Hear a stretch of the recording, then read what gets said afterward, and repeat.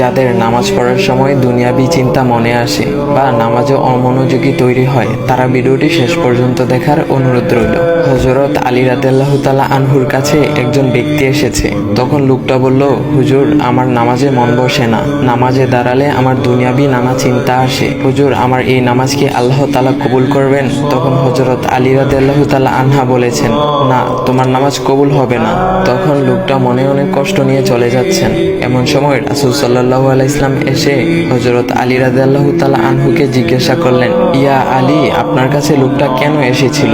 এসে দেখি মন খারাপ করে চলে গেল। কেন, কি হয়েছে আমাকে বলুন। তখন আলী রাদিয়াল্লাহু তাআলা আনহু বলেন, তিনি আমার কাছে জানতে এসেছেন যে নামাজে দুনিয়াবি চিন্তা আসলে নামাজ হবে কিনা। আমি বলেছি, না, তোমার নামাজ কবুল হবে না। রাসূল সাল্লাল্লাহু আলাইহি ওয়াসাল্লাম তখন বলেন, ইয়া আলী, আপনাকে আমি একটা চাদর উপহার দিতে চাই, তবে একটা শর্ত আছে। আলী রাদিয়াল্লাহু তাআলা আনহু খুশি হয়ে বলেন, ইয়া রাসূলুল্লাহ, কি শর্ত তা বলুন, আমি আপনার সকল শর্ত মেনে নিব।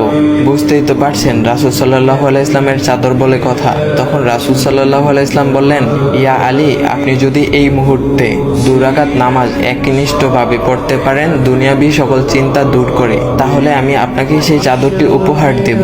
আলী রাদিয়াল্লাহু তাআলা আনহু বলেন, এটা তো সাধারণ ব্যাপার। আলী রাদিয়াল্লাহু তাআলা আনহু তখন নামাজে দাঁড়িয়ে গেলেন আর তিনি নামাজ পড়তে শুরু করলেন। এমন সময় তার মনের মধ্যে শুধু ভাবনা চিন্তা আসতে শুরু করলো, আচ্ছা, আমাকে যে রাসূল সাল্লাল্লাহু আলাইহি ওয়াসাল্লাম যে চাদরটা দিবেন, সেটা কি ফাতিমার চাদর নাকি রাসূল সাল্লাল্লাহু আলাইহি ওয়াসাল্লামের? আচ্ছা, চাদরখানা দেখতে কেমন হবে?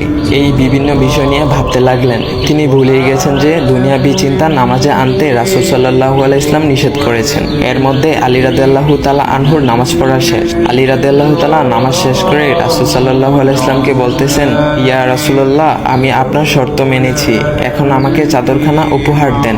রাসূল সাল্লাল্লাহু আলাইহি ওয়াসাল্লাম বলেন, ইয়া আলী, আপনি কি একনিষ্ঠভাবে দুনিয়াবি চিন্তা মুক্ত ছাড়া 2 রাকাত নামাজ পড়েছেন? তখন আলী রাদিয়াল্লাহু তাআলা আনহা মুচকি হেসে বললেন, না ইয়া রাসূলুল্লাহ, আমি আপনার চাদর নিয়ে অনেক কিছুই ভেবেছি। তখন রাসূল সাল্লাল্লাহু আলাইহি ওয়াসাল্লাম বলেন, ইয়া আলী, নামাজ তোমারও হয়েছে, আর তুমি যাকে নামাজ হবে না বলে ফতোয়া দিয়েছো, তার নামাজও আল্লাহ তাআলা কবুল করে নিয়েছেন।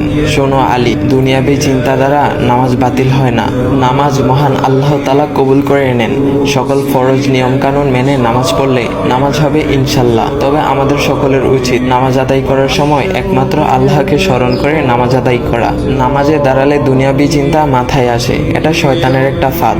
আল্লাহ তাআলা আমাদের সকলকে শয়তানের কুমন্ত্রণা থেকে হেফাজত রাখুক এবং সঠিকভাবে মনোযোগের সাথে নামাজ আদায় করার মতো তৌফিক দান করুক। সবাই বলি আমিন। চাইলে ভিডিওটা আপনি অন্যদের কাছে শেয়ার করতে পারেন, এতে অন্যদের ভুল ভ্রান্তিগুলো দূর হবে। তো গাইস, এমন ইসলামিক ভিডিও পাওয়ার জন্য ভাইয়ের আইডিটা ফলো করে দেওয়া যাও।